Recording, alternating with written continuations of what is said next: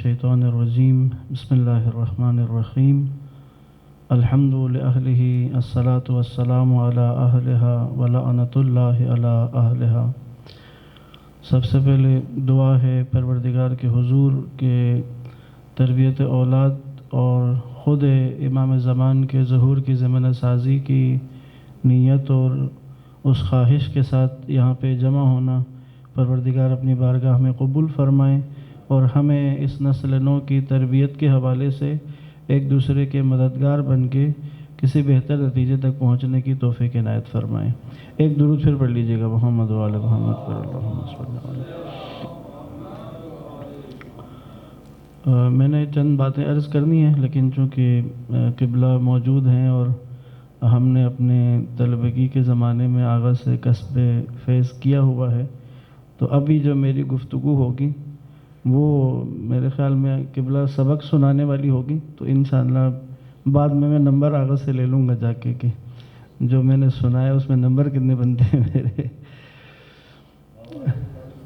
اللہم صلی علی محمد وعلی محمد۔ کوشش کر رہا ہوں کہ 3 حصوں میں آپ کی خدمت میں چند باتیں عرض کروں، اور تیسرے حصے میں ہم اس سنڈے اسکول اور اس کے عنوان سے بھی چند چیزیں آپ کے سامنے آ جائیں گی۔ عموماً کبھی غور کیا ہو ہم نے کہ قرآن مجید نے جو بتایا اور طول تاریخ بشریت میں جو ہم دیکھتے ہیں کہ انبیاء کا جو ٹکراؤ ہے وہ سسٹمز کے ساتھ ہے، جیسے موسیٰ علیہ السلام فرعون کے ساتھ ٹکرا رہے ہیں، ابراہیم علیہ السلام نمرود کے ساتھ ہیں، اسی طرح ہر نبی کا قرآن نے جو الفاظ استعمال کیے، جیسے ملا جو ہیں وہ مقابل میں ہیں، مترفین ہیں وہ انبیاء کے مقابل میں ہیں، یعنی اس دور میں جو سسٹم رائج تھا، چاہے وہ پولیٹیکلی رائج تھا، ایجوکیشنلی رائج تھا، وہ فائنینشلی جو سسٹم رائج تھا، جتنے بھی ایک معاشرے کی ضرورت کے جتنے نظام ہوتے ہیں ان نظاموں پر جو اس زمانے میں حاوی سسٹم ہوتا ہے، انبیاء جب معاشرے میں اترتے ہیں، مبعوث ہوتے ہیں، تو وہ سسٹم انبیاء کے دشمن کے طور پہ سامنے آ جاتا ہے۔ مثلا فرعون سامنے آ گیا موسیٰ علیہ السلام کے، نمرود ابراہیم علیہ السلام کے سامنے ہے۔ بنیاد کیا ہے؟ یعنی انبیاء ایسا کون سا کام کرتے تھے کہ ان کو خطرہ ہو جاتا ہے؟ یعنی ان کو خطرہ کس بات سے انبیاء کے؟ جیسے اگر ہم نے جو ہمارے ذہنوں میں تبلیغ و دین کی تبلیغ کا جو ہمارے ذہنوں میں ایک ڈھانچہ ہے یا ایک شکل جو ہم نے اپنے ذہنوں میں بنائی ہوئی ہے، اس لحاظ سے تو میں نے آج ایک جگہ یہ جملہ کہہ دیا، میں یہاں دوبارہ کہ یہاں بلکہ زیادہ آسانی سے کہا جا سکتا ہے، وہ تو عوامی جگہ تھی، تو وہ چونکہ آیا تھا تو میں روک نہیں پایا، وہ لائیو بھی جا رہا تھا، تو بعد میں خیر دیکھ لیں گے جو بھی ہوا۔ اگر تو انبیاء کی تبلیغ اس طرح کی ہے، جیسے اگر آج کے دور میں جو تبلیغ ہوتی ہے، السلام علیکم بھائی جان، کیا حال ہیں، آپ ٹھیک ہیں، ہم دعوت کے لیے آئے ہیں، اچھے کام کریں، برائیوں سے رک جائیں، مسجد میں تشریف لائیں، نمازیں وقت پر پڑھیں، اس تبلیغ سے کسی سسٹم کو کیا خطرہ ہے؟ بلکہ سسٹم تو ایسی تبلیغوں کی حمایت کرتا ہے، بلکہ آفیشیلی چھٹی بھی دیتے ہیں۔ اگر پتہ چلے کہ آپ 3 دن کے لیے جانا چاہ رہے ہیں، حتیٰ 40 دن کے لیے جانا چاہ رہے ہیں، تو سرکاری چھٹی بھی ہے، آفیشلز میں موجود ہیں۔ تو بھی انبیاء میں کیا مسئلہ ہے؟ انبیاء کو فرعون کو موسیٰ علیہ السلام سے کیا مشکل ہے؟ یا انبیاء ایسا کیا کام کر رہے ہیں کہ سسٹمز جو ہیں وہ مقابلے میں آ رہے ہیں کہ نہیں آپ کو نہیں کرنے دیں گے، پروپیگیٹ کریں گے، کہیں گے یہ جادوگر ہے۔ 2 طرح کے الزام اکثر لگائے ہیں، جادوگر ہے، دیوانہ ہے۔ جادوگر کن کے سامنے کہتے تھے؟ انبیاء کی تعلیمات کا جن لوگوں پہ اثر ہو جاتا تھا تو ان لوگوں کو کہتے تھے وہ جادوگر ہے اس لیے تم پہ اثر ہو گیا ہے، اور جن لوگوں کو انبیاء کی باتیں امپاسبل لگتی تھی ان کو کہتے تھے یہ دیوانہ ہے۔ یعنی اگر نبی آ کے بتا رہے کہ نہیں فرعون کا سسٹم ٹھیک نہیں ہے، ہم نیا سسٹم بنائیں گے، جو سسٹم خدا نے دیے اس کی طرف لے کر جائیں گے، تو کہتے نہیں یہ دیوانہ ہے۔ کیسے ہو سکتا ہے کہ اس وقت کوئی نیا سسٹم بنایا جائے؟ پورا سسٹم اسی کے ساتھ چل رہا ہے، سارا سسٹم ہی فرعون کا ہے، سارا کچھ اسی کا ہے، مال اس کے پاس، ہتھیار اس کے پاس، طاقت اس کے پاس، اختیار اس کے پاس، تمہارے پاس کیا ہے؟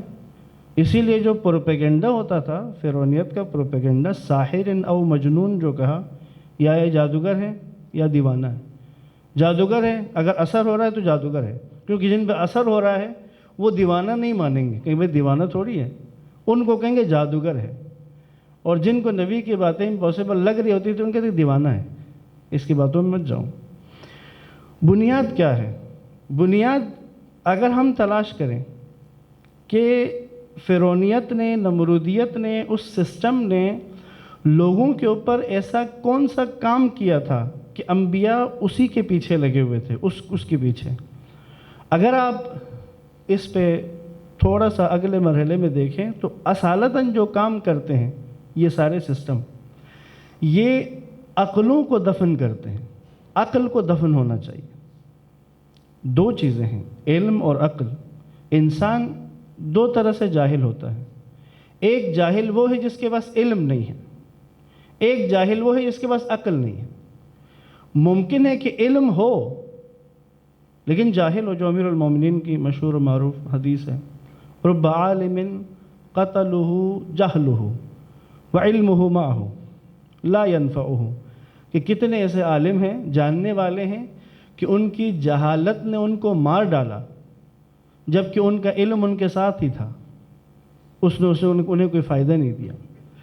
علم ہے، عقل نہیں ہے۔ پابندی عقل پہ ہے، عقل کو دبا کے رکھو، عقلوں کو دفن کر دو۔ عقل ہے کیا؟ امام جعفر صادق علیہ السلام سے پوچھنے والے نے سوال کیا، مولا عقل کو ڈیفائن کریں، عقل کیا ہے؟ آپ نے کہا عقل تمہارے وجود میں خدا نے جو اسٹرکچر کو بنایا ہے، اس کے اندر ایک صلاحیت خدا نے عقل رکھی ہے۔ وہ عقل کسے کہتے ہیں؟ ما عبد بہ الرحمن۔ عقل تمہارے اندر کی وہ کوالٹی ہے جو تمہیں رحمان کی بندگی کی طرف کھینچتی ہے۔ یعنی تم اگر عقل والے ہوئے تو ممکن نہیں ہے کہ رحمان کے علاوہ کسی کی بندگی کرو، تمہیں اسی کی بندگی کی طرف لے جائے گی۔ اب اگر معاشرہ، لوگ بندگی پروردگار کی طرف جائیں، بندگی اپنے کمپلیٹ معنی کے ساتھ، صرف وہ عبادت جو ظاہری عبادت ہے اس معنی میں نہیں، کمپلیٹ بندگی یعنی خدا کی کریں گے، خدا کے قانون کو مانیں گے، خدا کے نظام کو مانیں گے، خدا کا دیا ہوا شریعت، جو بھی سسٹم اس معاشرے کو، اس دنیا کو چلانے کے لیے اللہ نے دیا ہے، اس کو مانیں گے۔ اس کے علاوہ اس کے مقابلے میں آنے والے کسی سسٹم کو نہیں مانیں گے۔ عقل یہ کام کرواتی ہے انسانوں سے۔ یہ تھی وہ عقل کہ جس کو اس سسٹم نے، فرعونیت نے، نمرودیت نے دفن کیا ہے۔ اور انبیاء کیا کرتے ہیں؟ امیر المومنین کا فرمان ہے، انبیاء کیوں آئے؟ لِتُثِيرُ دَفَائِنَ الْعُقُولِ، تاکہ دفن شدہ عقلوں کو باہر نکالیں۔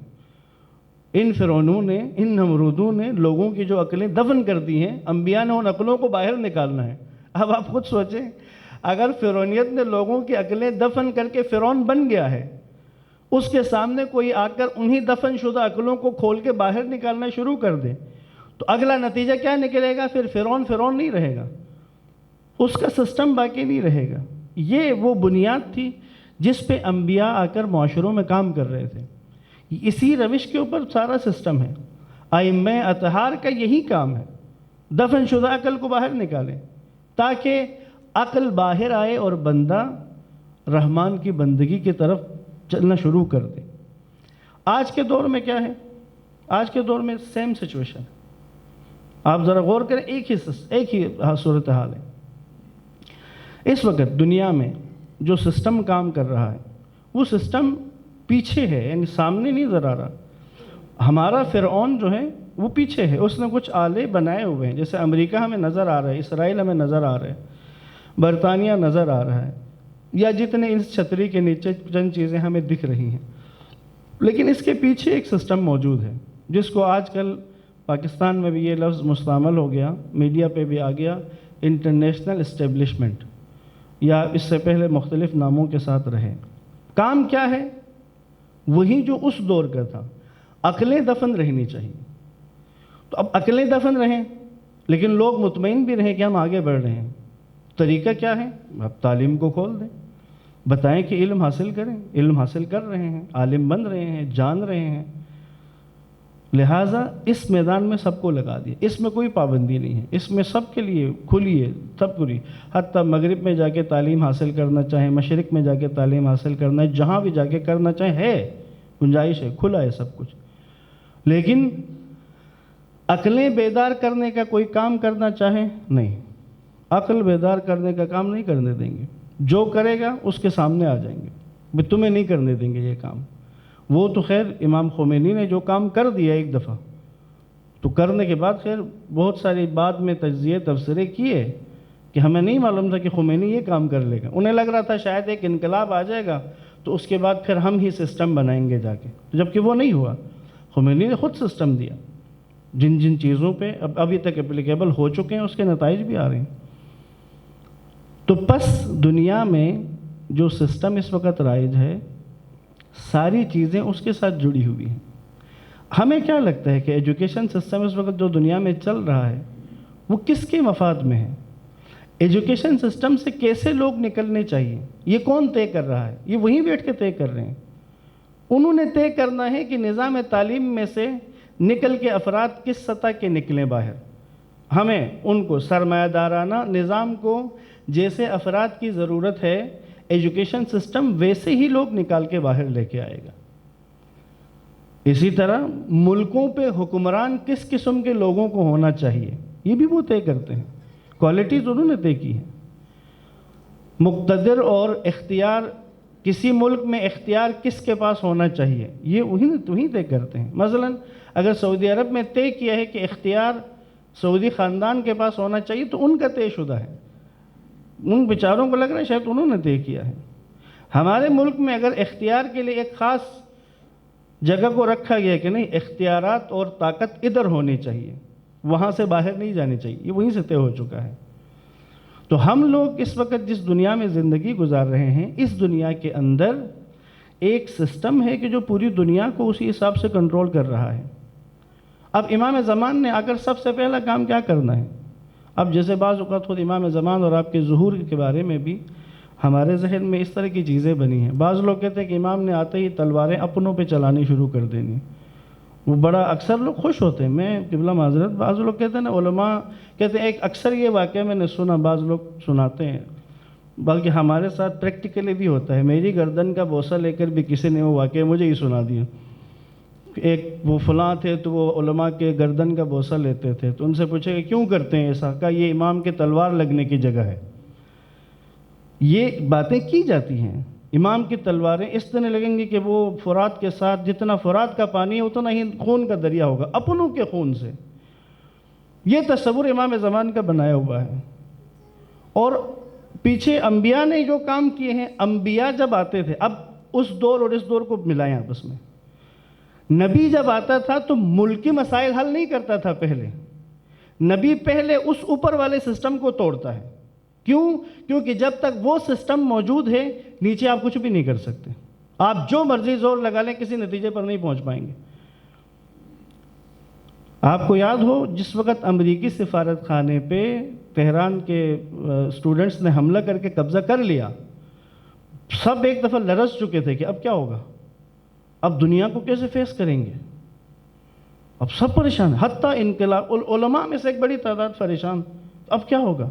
امریکہ حملہ کر دے گا، یہ ہو جائے گا، وہ ہو جائے گا. امام خمینی نے کہا یہ انقلاب ثانی ہے. کہا جتنا پہلا وہ پچھلا انقلاب 70,000 شہداء دے کر جو مرحلہ گزرا ہے، 70,000 شہداء کے بعد جو انقلاب آیا ہے، امام خمینی کی نظر کے مطابق اس سفارت خانے پہ قبضہ کرنا دوسرا انقلاب ہے جس میں کوئی جان نہیں گئی ہے. کیوں؟ وہی کام، وہ جو اصل سسٹم تھا پہلے اس کو توڑے. جب تک وہ نہیں ٹوٹے گا تب تک چیزیں درست نہیں ہوں گی. ابھی جب عراق میں سارا مسئلہ ہوا، اس وقت بعض ایران کے اچھے دانشور کے جو اچھا بولنے والے ہیں، انہوں نے کہا کہ بھائی جس ملک میں جب تک امریکی سفارت خانہ ہے آپ نہیں نکل سکتے. جب تک امریکی سفارت خانہ ہے آپ مطمئن رہیں، آپ جتنا زور لگا آپ کسی جگہ نہیں پہنچیں گے. اچھا، اب انبیاء کا کام کیا ہے؟ جب آئیں گے تو سب سے پہلے اوپر سے اس سسٹم کو توڑیں گے. اس سسٹم کے ٹوٹنے کا نتیجہ کیا نکلے گا؟ نیچے موجود وہ لوگ جو اس سسٹم کی وجہ سے خراب ہوئے ہیں، مثلا اگر انٹرنیشنل اسٹیبلشمنٹ جو آج کے دور کا ہے اسے توڑ دیا جائے تو نچلی سطح پہ ملکوں کے اندر جو خرابیاں ہیں ان کے سامنے دو راستے رہ جائیں گے، یا ٹھیک ہو جائیں یا ہٹ درم ہو جائیں۔ ٹھیک ہو کر اصلاح کر لی تو حل ہو گیا مسئلہ، ہٹ درم ہو گئے تو پھر امام کی تلوار کا سامنا کرنا پڑے گا، ان کو امام کی تلوار کا سامنا کرنا پڑے گا۔ امام پہلے اس عالمی نظام کو توڑیں گے، اس کے بعد جب وہ ٹوٹ گیا پھر نچلے مسائل پہلے مرحلے میں تو بہت سی جگہوں پہ خود حل ہو جائیں گے، اور اگلے مرحلے میں جہاں کوئی تصادم ہونا ہے اس کا نتیجہ نکلے گا۔ یہ عزیزان محترم اس وقت میں اور آپ اپنے بچوں کو جس آغا نے بھی کہا جس ایجوکیشن سسٹم کے حوالے ہم نے کر دیا ہے، مجھے اور آپ کو لگ رہا ہے کہ یہ ہمارے لیے کچھ بنیں گے بعد میں، جبکہ ایسا نہیں ہے۔ یہ سارا سسٹم بنایا ہی اس لیے گیا ہے کہ جن بنانے والے ہیں ان کے فائدے کی کوئی چیز بن کے باہر آئیں گے، ان کے اپنے مفاد کے حساب سے کچھ بن کے نکلیں گے۔ اچھا، یہ ایک تمہیدی گفتگو۔ دوسرا حصہ ہے حل۔ جب تک وہ انٹرنیشنل جو سسٹم ہے وہ نہیں ٹوٹے گا تب تک کسی نتیجے تک نہیں پہنچیں گے۔ اچھا، جنہوں نے توڑا وہ کہاں کھڑے ہیں؟ مثلا ہماری بات کریں، ہمارا ملک اس وقت ہم ایٹمی طاقت ہیں، ہم ایٹمی طاقت ہیں، ہمارے پاس ٹیکنالوجی میں بہت آگے ہیں ماشاءاللہ، بہت سی چیزیں ہیں جو یہاں بنتی ہیں، بہت سے دفاعی اس میں فلاں فلاں فلاں فلاں۔ کیا امریکہ کے بحری بیڑے پر جا کے ہمارا ڈرون حملہ کر سکتا ہے کہ تم اسرائیل والی طرف جا رہے ہو تو ہم تمہیں نہیں جانے دیں گے؟ ہم سوچ بھی نہیں سکتے۔ ہم جو ایٹمی طاقت ہیں ہم تصور بھی نہیں کر سکتے، جبکہ اس وقت دنیا کا غربت میں تیسرے نمبر پہ جو ملک آ رہا ہے یمن، وہ مسلسل مار رہے ہیں۔ کل دوبارہ بحری بیڑے کے اوپر دوبارہ ڈرون سے جا کے مارا ہے۔ ان کا کیا مسئلہ ہے؟ ان کا مسئلہ وہی ہے، ان کی وہ جو دفن شدہ عقل ہے اس کو باہر لے آئے ہیں۔ جب دفن شدہ عقلیں باہر آتی ہیں تو خدا کے علاوہ کسی کا خوف نہیں رہتا ہے، پھر نتائج کی پرواہ نہیں ہوتی۔ بھئی اگر نتائج کی پرواہ کریں تو پھر سوچیں، انبیاء اگر نتائج کی پرواہ کریں تو ابراہیم علیہ السلام کو نہیں پتا تھا مقابلے میں جاؤں گا تو آگ میں ڈالیں گے؟ نتائج کی پرواہ نہیں ہے، نہ نتائج کی فکر تھی۔ کیوں؟ عقلیں باہر ہیں، رحمان کے آگے جھکے ہوئے ہیں، خدا کے مقابل کسی کو نہیں مانتے۔ تو یہ یاد رکھیں۔ آئیڈیل اب ہوتا کیا ہے، میں اب لے کے آؤں واپس آپ کو، اب پہلے ہوتا ہے نا پرواز کروائیں پھر اب دوبارہ لینڈ کریں، واپس اب زمین پہ آئیں۔ اچھا، اب ہمارے سامنے آپشنز کیا ہیں؟ اب ہمارے سامنے ایک آپشن تو یہ ہے کہ ہم بھی آگے بڑھیں، انقلاب برپا کر دیں، سسٹم نیا بنائیں، دوبارہ سے اس کو ری بلڈ کریں سسٹم کو، پھر انہی اصولوں اور قوانین کے مطابق سسٹم چلائیں کہ جو قوانین و اصول اللہ اور اس کے نبی نے بیان کیے ہوئے ہیں۔ اچھا، فرسٹ ہم نے دیکھا کہ یہ ابھی ہمارے پاس گنجائش نہیں ہے، ہم نہیں کر سکتے، تو پھر کیا کریں؟ بہتے رہیں جیسے گنگا جس طرف بہہ رہی ہے، یا جو اندھیرا پہلے سے تو بس ٹھیک ہے، اندھیرا ہے تو ہے، نہیں، پھر ایک کام کرنا ہوگا، ہم کوئی ایسا کام کم سے کم کر لیں جس سے دیکھنے والے کو پتہ چل جائے کہ بھئی یہ بھی کچھ ہے۔ کسی نے دو مثالیں دی نا، کہا بھئی اگر کسی جگہ بہت گھپ اندھیرا ہو، کوئی روشنی نہ ہو، وہاں پہ اگر آپ بہت ہی اب چونکہ چراغ کہیں تو بہت پرانی بات ہوتی ہے، یہ جو 0 واٹ کا بلب ہوتا ہے جو گھروں میں پہلے لگایا جاتا تھا، اس میں بھی اگر جو وائٹ ہو تو اس کی روشنی بہت کم ہوتی ہے، وائٹ والی۔ اگر اس پورے ہال میں اگر اسی کی مثال لے لیں، اس میں گھپ اندھیرا ہو، وہ اس کونے میں جا کے ایک 0 واٹ کا بلب نیچے رکھا ہوا ہے، آن ہے، وہ اس کی روشنی کیا اس حال میں موجود اندھیرے کو مٹا سکتی ہے؟ سوال ہے آپ سے، وہ روشنی کیا اس حال کے اندھیرے کو مٹا سکتی ہے؟ نہیں مٹا سکتی۔ یہاں تو 2-3 سارے لائٹیں لگیں، زیادہ روشنیاں لگیں تب جا کے کوئی روشنی بنے گی، لیکن وہ روشنی ایک کام کر سکتی ہے، وہ اس حال میں آنے والے کو اندھیرے اور روشنی کا فرق بتا سکتی ہے کہ یہ اندھیرا ہے اور یہ روشنی ہے، وہ روشنی کی خبر دے سکتی ہے، یہ اندھیرا جو ہے، تمہیں اگر یہ اندھیرا پسند نہیں آ رہا تو میں روشنی ہوں، تم مجھ میں اضافہ کر دو، اگر میں اچھے لگ رہا ہوں تو اس کو بڑھاؤ۔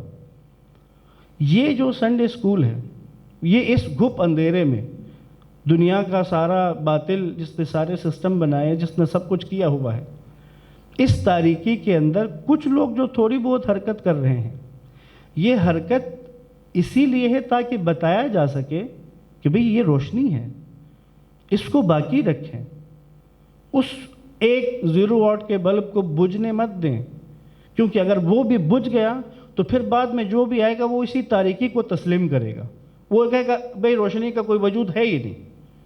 اس ہلکے ٹمٹماتے اس چھوٹے بلب کو روشن رہنا چاہیے تاکہ لکھا جائے کہ بھئی روشنی بھی ہوتی ہے۔ تو میں اور آپ ظہور امام زمان تک، امام زمان کے تشریف لانے تک،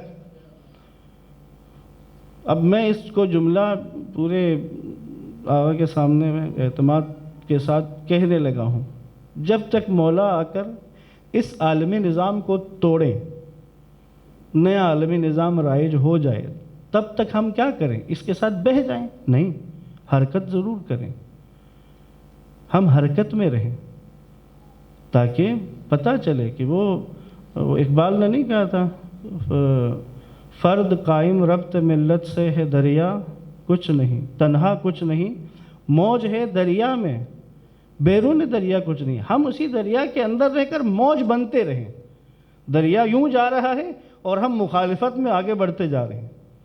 ٹھیک ہے کہ دریا کا رخ بدل نہیں سکتے، لیکن اپنی شناخت دکھا رہے ہیں کہ ہم بھی ہیں بیچ میں، ہم اپنی شناخت کو باقی رکھے ہوئے ہیں۔ لہٰذا اذان محترم، یہ کوئی چھوٹا مسئلہ نہیں ہے، یعنی جیسے ایسا نہیں ہے کہ ہم درخواست گزار ہیں، جیسے اگر میں بھی یہاں پہ آپ سے یہ کہوں کہ ہم درخواست گزار ہیں کہ آپ اپنے بچوں کو یہاں بھیجیں، بھیجنا ہوگا، ورنہ اس روشنی کا حصہ نہیں بنیں گے۔ اس تاریکی کے اندر ہم اس تاریکی کا حصہ بن جائیں گے، اس پہ مطمئن ہو جائیں گے۔ بچہ سکول جا رہا ہے، تعلیم حاصل کر رہا ہے، ڈگری لے رہا ہے، کلاسوں میں آگے بڑھ رہا ہے، سب کچھ ہو رہا ہے، ٹھیک نہیں، علم حاصل کر رہا ہے، عقل کہاں سے آئے گی؟ ما عبد بہ الرحمن والی صفت کہاں سے پیدا کرے گا؟ عقل بھی تو ہے نا۔ وَإِلَّا یہ جو امیر المومنین نے کہا، یہ ہمارے اردو زبان میں رائج ہے، ہمارے معاشرے میں ہمارے ہاں ایک لفظ استعمال ہوتا ہے، پڑھا لکھا جاہل، سنا ہوگا آپ لوگوں نے، ہے نا، پڑھا لکھا جاہل۔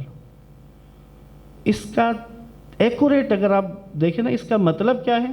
وہ پڑھا لکھا جس کو خدا اور رسول کی بات سمجھ میں نہیں آتی، پڑھا لکھا جاہل، جس کو اللہ کی بات نہیں سمجھ میں آتی، جس کو نبی کی بات نہیں سمجھ میں آتی، جس کو ان عقل کل کی بات نہیں سمجھ میں آتی، اہل بیت اطہار کی، تو یہ پڑھا لکھا ہے لیکن جاہل ہے۔ کون سا جاہل ہے؟ عقل کے مقابلے میں علم ہے، عقل نہیں ہے۔ یہ جو دینی ایکٹیویٹی بچوں کے لیے یہاں پہ تھوڑی بہت جو شروع کی جائے گی، وہ اسی سسٹم نے جس عقل کو دفن کیا ہے اس کو کھرچ کے باہر لانے کی کوشش ہے۔ ممکن ہے کہ باہر نہ بھی لائیں تو کم سے کم وہ صاف کر کے کسی نہ کسی مقام تک پہنچے کہ اندر سے توڑنا آسان ہو جائے اس کے لیے۔ اس لیے اذان محترم، ہم ظہور کے لیے آمادہ ہونے کا طریقہ یہی ہے۔ آئیڈیل تو یہ ہے، آئیڈیل یہ ہے کہ جیسے ہمارا بچہ سکولنگ میں سٹیپ بائی سٹیپ درجہ بدرجہ آگے بڑھ رہا ہے، سیم اسی طرح ہم اس کے لیے اہتمام کریں کہ وہ دین فہمی میں بھی تدریجاً آگے بڑھ رہا ہو۔ یہ تو آئیڈیل ہے، یہ ضروری آئیڈیل ہے۔ آئیڈیل تو یہ ہے، اس کا نتیجہ کیا نکلے گا؟ پھر اقبال کا شعر یاد آئے، درود پڑھیں محمد والے محمد پر۔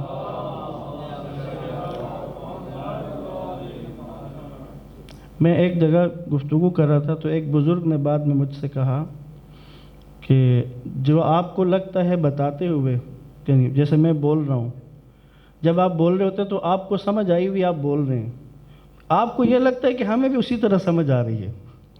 انہوں نے مجھے کہا آپ کو لگتا ہے جیسے ہمیں بھی اسی طرح سمجھ آ رہی ہے، تو کہتے نہیں اتنا مزہ ہمیں نہیں آ رہا ہوتا جتنا آپ کو بولتے ہوئے آ رہا ہوتا ہے۔ تو میں جو باتیں آپ کی خدمت میں کر رہا ہوں، اب مجھے نہیں پتا کہ بعد میں اگر آپ بھی مجھے بتائیں کہ نہیں اتنا ہمیں نہیں وہ فیل ہو رہی تھی چیزیں جتنا آپ پورے وجود کے ساتھ بول رہے تھے۔ اگر پیرلل چلیں، پیرلل اگر دینداری چلے، دین فہمی، معذرت دین فہمی، دین کو سمجھنا، اگر پیرلل سسٹم پہ چلے، مثلا بچہ کلاس 1 سکول کی اور ادھر سے دین فہمی میں بھی ایک درجے پر ہے، اسکول میں آگے بڑھا، اس میں بھی آگے بڑھا، اس میں آگے بڑھا، اس میں بھی آگے بڑھا۔ اگر یہ پیرالل چلے تو نتیجہ کیا نکلتا ہے؟ اقبال مغرب میں رہ کے آئے ہیں، یورپ میں رہ کے آئے ہیں، وہاں سے ڈگری لی ہے، ان سے تعلیم جو ان کے پاس تھی وہ حاصل کی ہے، اور ادھر آ کے جو ان کا لفظ مناسب نہیں ہے لیکن جو مغرب کا کچا چٹھا اقبال نے کھولا ہے وہاں رہ کر حاصل کر کے، تو معذرت کے ساتھ دو شخصیتیں مغرب گئی تھی ہماری، ایک داڑھی والا اور ایک بغیر داڑھی والا، ایسا ہی ہے نا؟ ایک داڑھی والا گیا تھا اور ایک بغیر داڑھی والا گیا تھا۔ بغیر داڑھی والا مغرب کے سارے چکر کو سمجھ کے آیا، داڑھی والا متاثر ہو کے آ گیا، اور اس نے آ کے یہاں پر آپ کو بتایا کہ نہیں، آپ اپنی ایک ایسا ادارہ بنائیں گے کہ جس میں ہم انگریزوں والی تعلیم دیں گے لیکن ہم وہاں کے بچوں کو دیندار بھی رکھیں گے۔ اینڈ پہ جا کے نتیجہ کیا نکلا؟ خود سر سید بھی اس بات کو قبول کر گئے مرنے سے پہلے کہ میں نے غلط کیا ہے۔ مولانا مودودی نے بڑا خوبصورت جملہ کہا بھئی سر سید کے ادارے سے جو بچے جو جوان پڑھ کے فارغ ہو گئے بس وہ اتنے ہی دیندار ہوتے ہیں کہ سر سے پیر تک انگریز ہوتے ہیں، بغل میں اسلامیات کی کتاب گسائی ہوتی ہے، اس سے زیادہ دیندار نہیں ہوتے، وہ اس سے زیادہ اسلام نہیں ہوتا ان کے اندر۔ اقبال کیا تھا؟ سوال یہ بھی، اقبال بھی تو گیا تھا، خراب کیوں نہیں ہوا؟ کیونکہ اقبال نے دونوں چیزوں کو پیرالل آگے بڑھایا ہے۔ اسی لیے کہا، جب پوچھا گیا کہ بھئی مغرب کی اتنی چکا چوند تھی، آنکھوں کو خیرہ کر دے، لوگ اٹریکٹ ہو جائیں، آپ کیوں نہیں ہوئے؟ کہا خیرہ نہ کر سکا مجھے جلوہ دانش فرنگ، کیونکہ میری آنکھ میں سرما ہے خاک مدینہ و نجف کا۔ یعنی میں نے مغرب کو دیکھنے سے پہلے آنکھوں میں مدینہ و نجف کا سرما لگایا ہوا تھا۔ یہ سنڈے سکول عزیزان محترم، یہ اس کی ایک کوشش ہے۔ ہمارے بچے اسی ایجوکیشن سسٹم میں ہیں، ہم یہ بھی نہیں کہہ سکتے آپ کو کہ نکالے وہاں سے، ہمیں نکال کے کہاں لے جائیں، ہمارے پاس اگلا سسٹم نہیں ہے۔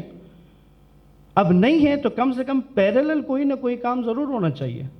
ڈیلی بیسس پہ کرنا ہونا تو یہ چاہیے کہ ڈیلی بیسس پہ ہو، نہیں تو کم سے کم اتوار والے دن یہ 3-4 گھنٹے جو بچے اس ماحول کے اندر رہیں گے تو کم سے کم انہیں یہ بات سمجھ میں آئے گی کہ بھئی یہ بھی ہے، یہ بھی ایک سسٹم ہے، یہ بھی کچھ حقائق ہیں، یہ بھی معارف ہیں کہ جو موجود ہیں، جو وجود رکھتے ہیں، جو زندہ ہیں، جو اپلیکیبل ہیں۔ اس لیے ضروری ہے۔ اچھا، ایک ضرورت بہت زیادہ ہے، وہ کیا ہے؟